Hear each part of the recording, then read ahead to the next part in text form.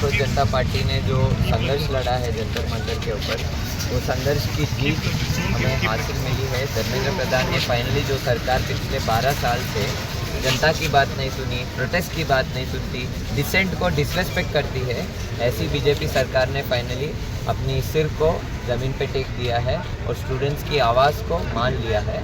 तो उसी जो संघर्ष है, उसी आंदोलन की जो स्पिरिट है, उसको हैदराबाद में लेके आने के लिए हमने ये पीसफुल मार्च की कॉल दिया था। और इस पीसफुल मार्च के बारे में हमने सोशल मीडिया पे पहले क्लियरली मेंशन किया है और उसके बाद उसके पैरेलली ही हमने पुलिस डिपार्टमेंट को रीच आउट किया है और पुलिस डिपार्टमेंट के हमने डीसीपी मैम को मिला है और हमने आज सुबह एसीपी साहब से बात की है और यहाँ के लोकल एसएचओ वेंकटेश्वरलू जी से बात किया है और वो सभी इंकरेज कर रहे थे हमारे एफर्ट को। और अभी भी उन्होंने आके बताया है कि हम आपकी कॉज के साथ हैं और आप करिए, हम आपके साथ कोऑपरेट करेंगे।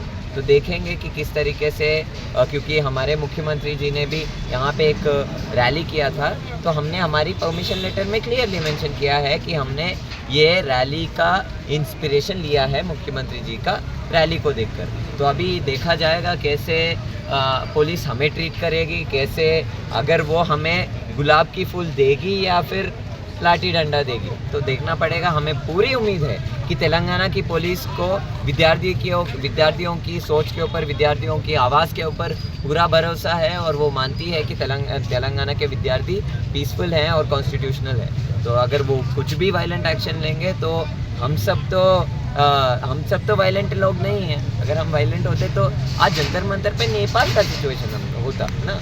हम प्यार, मोहब्बत और संविधान को मानने वाले लोग हैं और हम वही बात को पिछले 2 दिन से पुलिस को बता रहे हैं। तो अभी देखा जाएगा क्या होगा। आपको क्यों लगता है कि प्रशासन आपके ऊपर कार्रवाई करेगी? ऐसा क्यों लगता है? क्योंकि संविधान में तो आज़ादी है अभिव्यक्ति की, आप पीसफुल प्रोटेस्ट कर सकते हैं, उसके लिए कोई परमिशन की भी ज़रूरत नहीं है। लोग 10 लोग इकट्ठा होकर कहीं भी पीसफुल प्रोटेस्ट कर सकते हैं। आर्टिकल 19(1)A, आर्टिकल 19(1)B ये साफ साफ बताता है, ये तो आपका मौलिक अधिकार है। बिल्कुल।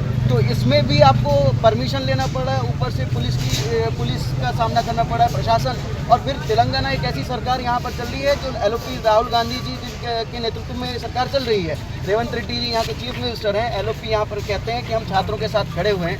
आज वो सरकार अपने प्रशासन को यहाँ क्यों भेज रही है? वही तो, हम लोग तो आर्टिकल 19(1)B की ही बात कर रहे हैं ना।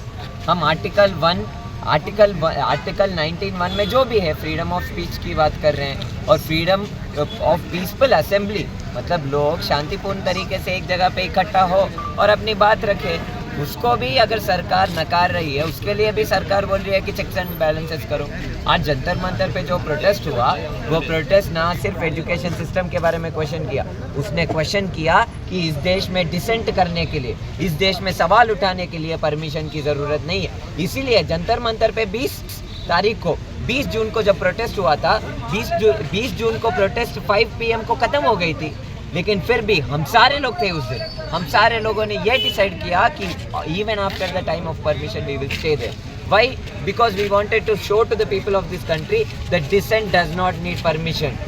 जब आपकी हक को कोई वायलेट कर रहा है तो उसको परमिशन की ज़रूरत नहीं।